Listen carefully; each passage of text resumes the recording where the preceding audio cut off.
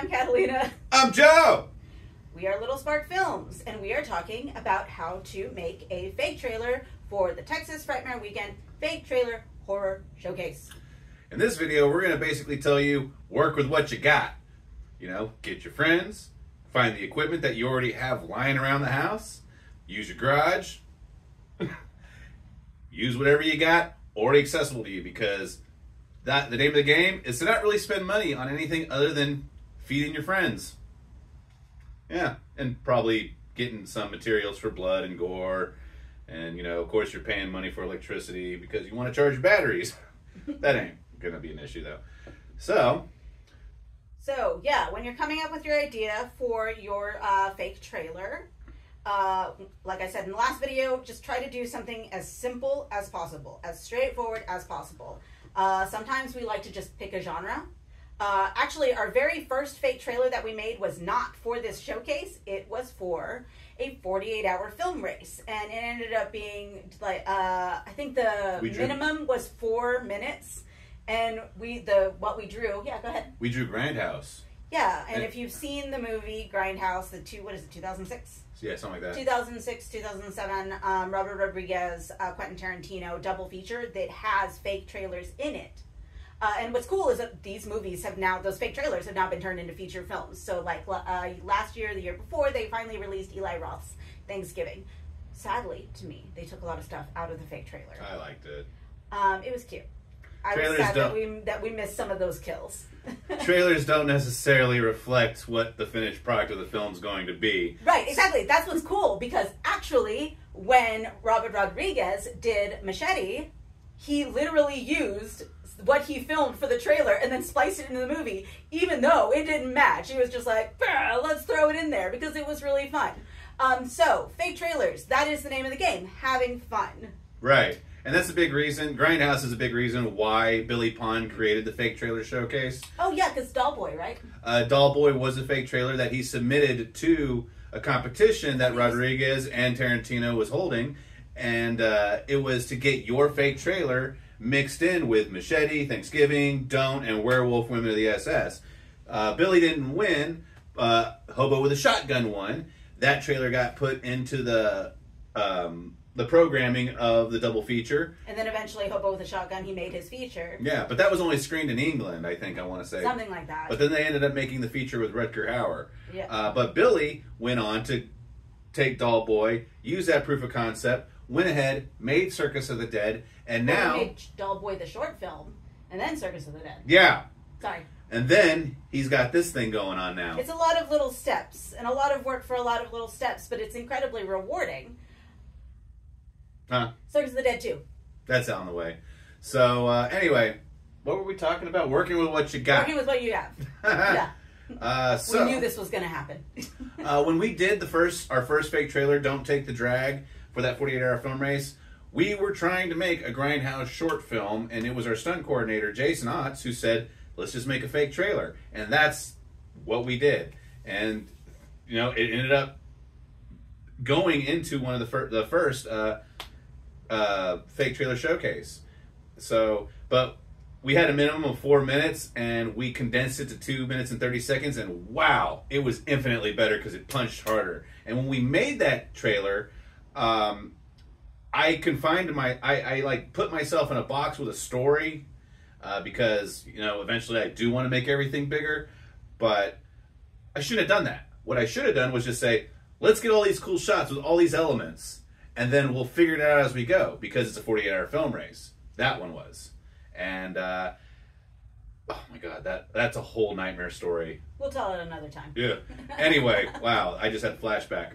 So, we put it together, we shot everything. I was holding 3 jobs over that one weekend. Catalina chopped it together as the trailer, and then we slapped a bunch of filters on it, got some music from friends, and there it was. It was a lot of fun, and we got a lot of compliments and praise out of it, though we did not win the competition. And we're still proud of it today, and it is streaming on Troma Now. So, from there, we took our other short films, and we started chopping up more trailers, and we started exercising our ability. And eventually, Catalina did one called Silly Dilly.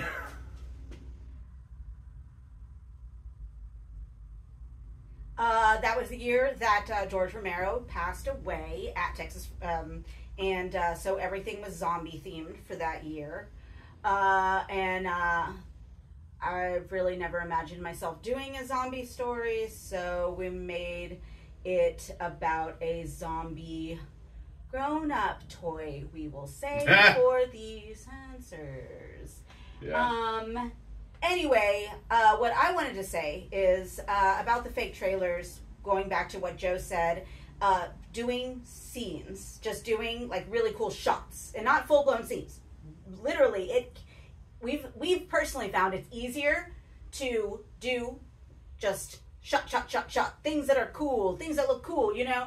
I don't know, your friend like doing a barrel roll and then like throwing a knife past the camera or something ridiculous. Not a real knife though. Not a real knife, no. Safety first.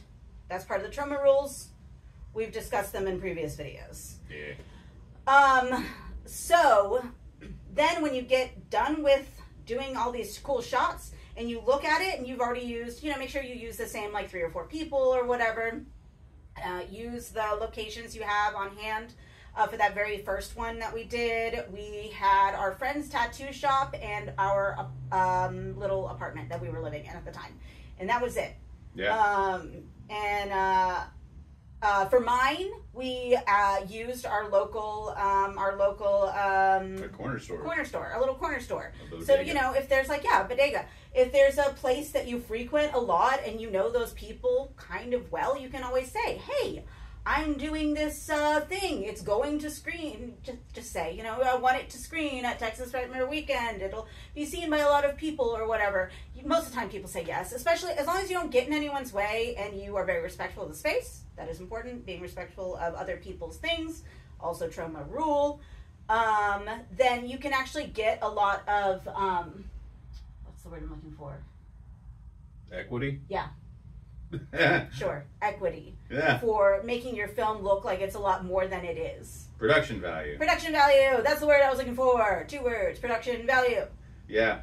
So, like, I can't remember if we said it in this video or the previous one, but working with what you got, some people have, old school camcorders. Some people have DSLR cameras. Some people are just going to be shooting on their phones. Some people are going to go above and beyond and shoot on their big cameras. But it doesn't matter what you use as long as it's in focus.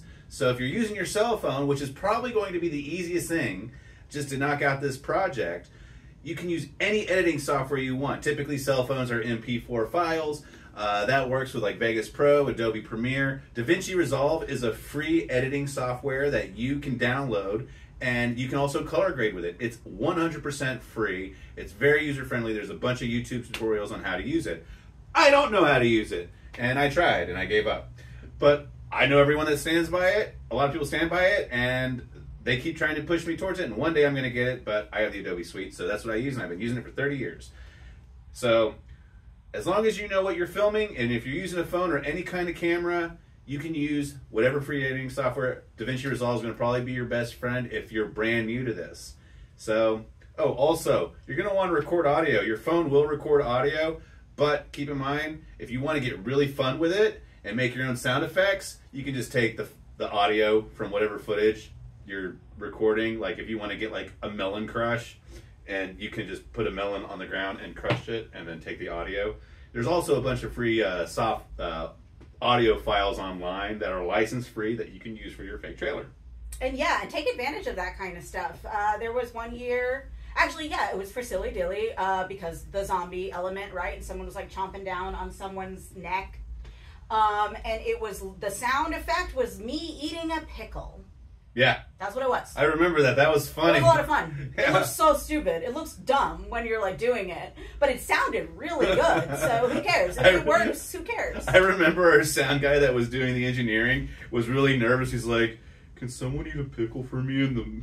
It sounded bad, at first, but it wasn't. It was totally for art. It was okay. It was not at all, a weird thing.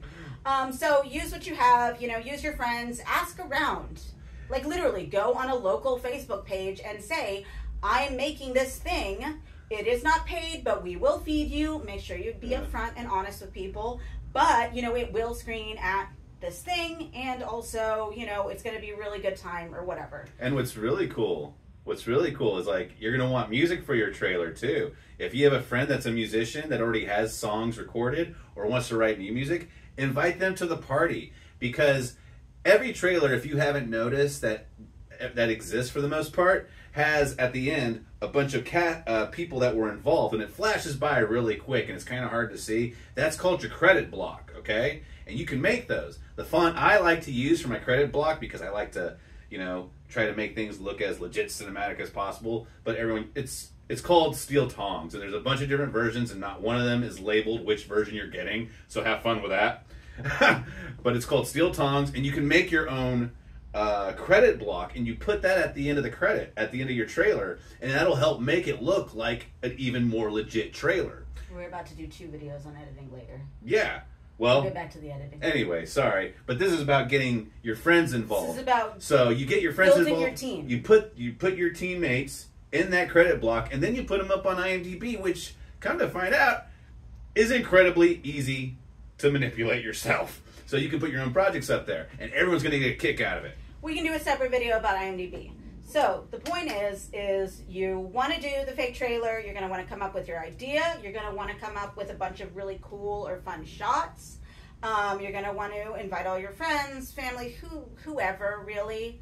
Going to reach out to local musicians or your friend musicians if you have friend musicians.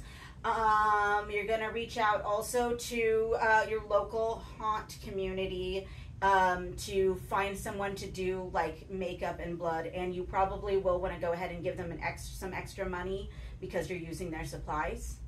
But yeah, the blood thing is we've graduated where I used to make our blood. I've made vomit before, but using someone who actually knows what they're doing is very, very different, and it's been nice to know that these people are able to lend their expertise to you. So you have your idea, you get your cast, your crew together, and you got your cast and your crew together. You got your locations. Don't forget about the locations. Asking local people, asking friends, family, whatever. Don't make a mess there. Take care of the space. Be respectful of other people's time and you know, the fact that they're helping you with this thing. And then next week we're going to talk about the script. My notes run away from me again. The script. Okay, well, there you go. Don't forget to feed them.